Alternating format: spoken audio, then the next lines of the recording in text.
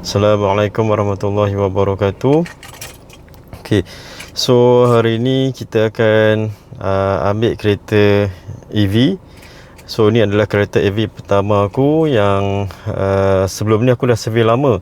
Sejak Tesla masuk Malaysia, tak silap aku tahun 2023 Tesla Y masuk Malaysia. Sejak tu aku mula buat research lah berkaitan dengan EV ni.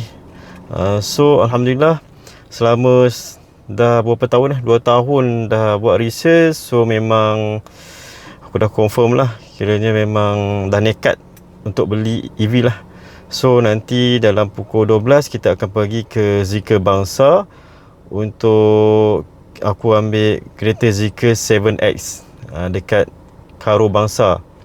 Apa SA kata delivery pukul 1. Pukul 12 aku akan gerak ke sana. So dalam pukul 1 akan sampai. So nantikan.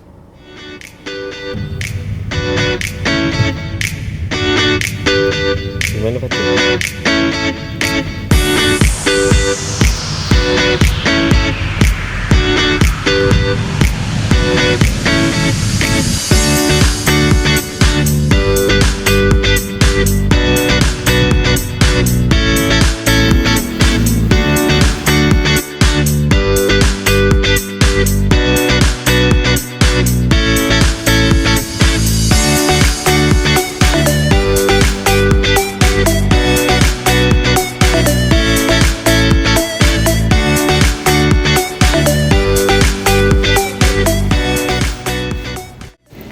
Kita delay sikit delivery Zeekr.